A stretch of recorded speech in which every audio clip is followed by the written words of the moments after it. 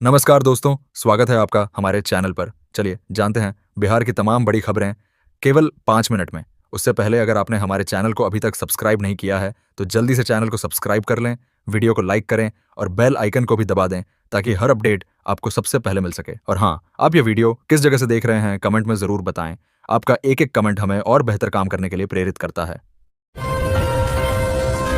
बिहार की राजनीति में एक बार फिर बयानबाजी तेज हो गई है। पूर्व मुख्यमंत्री राबड़ी देवी ने कहा कि मुख्यमंत्री नीतीश कुमार को जबरदस्ती पद से हटाने की कोशिश की जा रही है। उन्होंने कहा कि मुख्यमंत्री की बुद्धि भ्रष्ट हो गई है, लेकिन उन्हें बिहार छोड़कर कहीं नहीं जाना चाहिए और राज्य की जिम्मेदारी संभालनी चाहिए। राबड़ी देवी ने यह भी कहा कि बिहार की जनता ने नीतीश कुमार को काम करने के लिए चुना है, इसलिए उन्हें बीच में पद छोड़ने की बजाय राज्य के हित में फैसले लेने चाहिए। उनके इस बयान को राज्यसभा और संभावित राजनीतिक बदलाव की चर्चाओं से जोड़कर देखा जा रहा है। वहीं राज्य सरकार के एक मंत्री ने शराबबंदी को लेकर साफ कहा कि जब तक नीतीश कुमार मुख्यमंत्री रहेंगे, तब तक बिहार में शराबबंदी लागू रहेगी। उन्होंने कहा कि सरकार इस नीति को लेकर पूरी तरह प्रतिबद्ध है और इसे खत्म करने का कोई सवाल नहीं है। हाल के दिनों में बिहार की राजनीति में नीतीश कुमार की भूमिका और भविष्य को लेकर तरह तरह की चर्चाएं चल रही हैं, जिन पर अब विपक्ष और सत्ता पक्ष दोनों की प्रतिक्रियाएं सामने आ रही हैं। पटना में विधायकों के आवास परिसर को अब ग्रीन हब के रूप में विकसित करने की योजना बनाई गई है। इस पहल का उद्देश्य परिसर को अधिक पर्यावरण अनुकूल और आधुनिक सुविधाओं से युक्त बनाना है। इसके लिए राज्य सरकार ने वन, पर्यावरण एवं जलवायु परिवर्तन विभाग को आवश्यक कार्रवाई करने का आदेश जारी कर दिया है। योजना के तहत विधायकों के आवास परिसर में बड़े पैमाने पर पेड़ पौधों का रोपण, वर्टिकल गार्डन और हरित क्षेत्र विकसित किए जाएंगे ताकि परिसर का वातावरण स्वच्छ और हरा भरा रहे। इसके साथ ही यहां रहने वाले विधायकों और उनके परिवारों की सुविधा के लिए छोटा हॉस्पिटल, जिम और अन्य जरूरी सुविधाएं भी उपलब्ध कराई जाएंगी। सरकार का मानना है कि इस पहल से न सिर्फ परिसर की खूबसूरती बढ़ेगी, बल्कि पर्यावरण संरक्षण को भी बढ़ावा मिलेगा।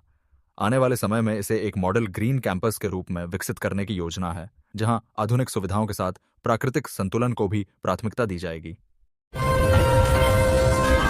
पूर्वी चंपारण के मोतिहारी में निगरानी विभाग ने एक बीडीओ के घर पर छापेमारी की है। निगरानी टीम सुबह से ही कार्रवाई कर रही है और घर के अलग अलग कमरों की जांच की जा रही है। जानकारी के अनुसार जांच के दौरान एक कमरे का दरवाजा बंद मिला, जिसे टीम ने तोड़कर अंदर प्रवेश किया। अधिकारियों को आय से अधिक संपत्ति की शिकायत मिली थी, जिसके आधार पर यह कार्रवाई की जा रही है। बताया जा रहा है कि बीडीओ की पत्नी सरकारी स्कूल में शिक्षिका हैं। निगरानी विभाग की टीम घर में मौजूद दस्तावेज, नकदी और संपत्ति से जुड़े कागजात की जांच कर रही है। छापेमारी की कार्रवाई अभी जारी है और विस्तृत जानकारी जांच पूरी होने के बाद सामने आएगी।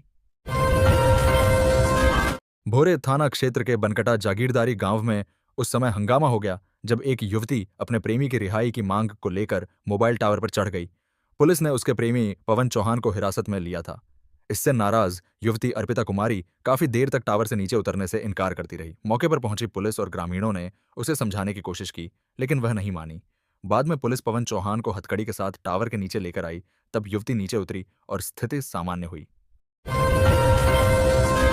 नीतीश कुमार के राज्यसभा नामांकन के बाद बिहार की राजनीति में नए मुख्यमंत्री को लेकर चर्चा तेज हो गई है। इस बीच एनडीए के सहयोगी दल लोजपा रामविलास के भीतर से चिराग पासवान को मुख्यमंत्री बनाने की मांग उठने लगी है। पार्टी के कुछ नेताओं और कार्यकर्ताओं का कहना है कि चिराग पासवान युवा नेता हैं और बिहार के विकास के लिए नई सोच के साथ काम कर सकते हैं। उनका मानना है कि अगर एनडीए बिहार में नया नेतृत्व चुनता है तो चिराग पासवान एक मजबूत विकल्प हो सकते हैं। हालांकि अभी तक नीतीश कुमार या एनडीए की ओर से मुख्यमंत्री बदलने को लेकर कोई आधिकारिक घोषणा नहीं की गई है।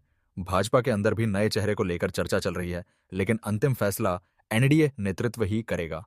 राजनीतिक विश्लेषकों का मानना है कि यदि नीतीश कुमार पूरी तरह दिल्ली की राजनीति में सक्रिय होते हैं, तो बिहार में नए मुख्यमंत्री को लेकर एनडीए के भीतर कई नामों पर विचार हो सकता है।